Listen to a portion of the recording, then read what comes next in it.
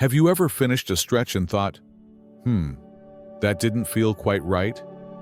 Maybe your lower back twinged when you reached for your toes, or your neck felt tighter after rolling it around. You're not imagining things. Turns out, some of the stretches we've been doing for years, the ones we learned in gym class or copied from TV, aren't just ineffective as we age. They can actually do more harm than good. But here's the good news. With a few tweaks, you can turn those risky moves into safe, soothing stretches that truly support your body. I'm talking about pain-free mobility that lets you keep gardening, traveling, or chasing after grandkids without that nagging stiffness. Today, we'll cover 5 common stretches seniors often do wrong, and the gentle, smart alternatives that'll keep you moving like a well-oiled rocking chair. Let's start with one you've probably tried 1,000 times. The classic standing toe touch. Now I get it. There's something satisfying about folding forward and feeling that stretch in the back of your legs.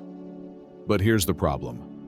When we lock our knees and let gravity yank us downward, it strains the lower back and overstretches those hamstrings. For many of us, that's like tugging on a rope that's already frayed. Instead, let's try the seated hamstring hug. Sit toward the front of your chair, feet flat on the floor. Extend your right leg straight out, heel on the ground, toes pointing up. Now, gently hinge forward from your hips, not your spine, and rest your hands on your thigh or shin. No need to reach for the toes. Hold for 15 seconds, breathing into the back of your leg. Feel that? It's a warm, kind stretch. No drama, no wobbling. My neighbor Betty swapped her toe touches for this move and said her back pain faded, like fog lifting off a lake. Now, let's talk about a stretch that seems harmless, but can sneak up on you, the neck roll. You know the one, head circling around like a slow-motion hula hoop. For years, I did this every morning, until my physical therapist told me I was basically grinding my cervical vertebrae like coffee beans. Yikes. Here's a safer fix, the side neck stretch. Sit or stand tall, shoulders relaxed. Gently tilt your right ear toward your right shoulder. No pushing with your hand. Just let the weight of your head do the work. Hold for 10 seconds, then return to center. Repeat on the left. Imagine you're a sunflower following the sun, not a corkscrew. My buddy Frank used to get dizzy from neck rolls, but this stretch? He calls it his instant posture reset. Now, let's tackle a shoulder stretch that's so close to being helpful, but often misses the mark. You've seen it, pulling one arm across your chest like you're trying to hug yourself. The trouble is, when we yank that elbow too hard or too high, we can pinch nerves or irritate rotator cuffs. Let's try the scarf stretch instead. Grab a lightweight scarf, towel, or even a belt. Hold it taut in both hands, wider than shoulder width. Slowly raise it overhead, then lower it behind you, keeping arms straight. No need to force it. Think of it as unfolding wings, not winning a limbo contest. This keeps your shoulders aligned and protects those delicate joints. My Aunt Marge, who's had 2 shoulder surgeries, swears by this move. She even uses her favorite silk scarf. Because mobility should feel luxurious, she says. Now, I know change can feel strange at first. Maybe you're thinking, but I've done these stretches forever. Trust me, I've been there. But our bodies aren't museums. They're living, changing landscapes. What worked at 40 might not serve us at 60, and that's okay. The goal isn't to be flexible.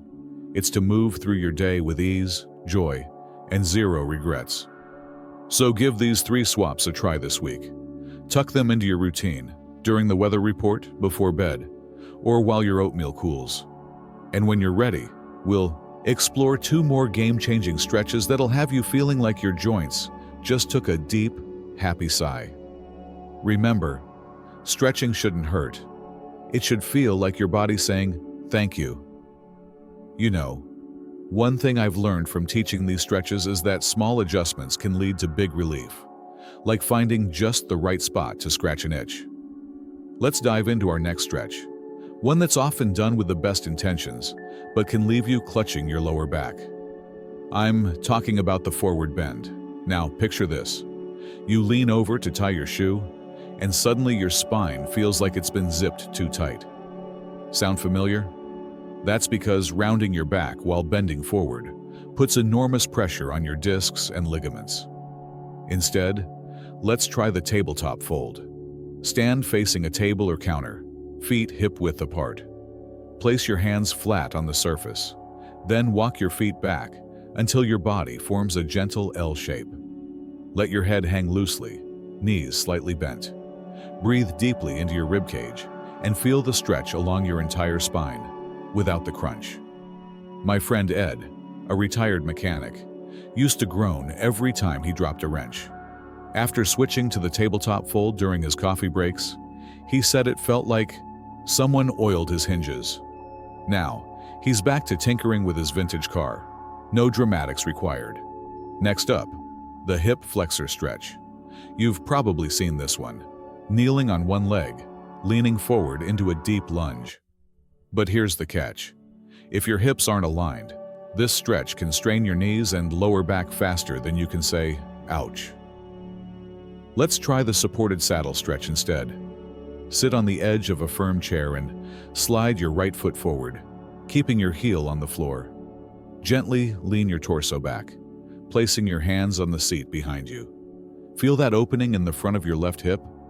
That's your hip flexor getting the love it needs, without the knee punishment. Hold for 20 seconds, then switch sides.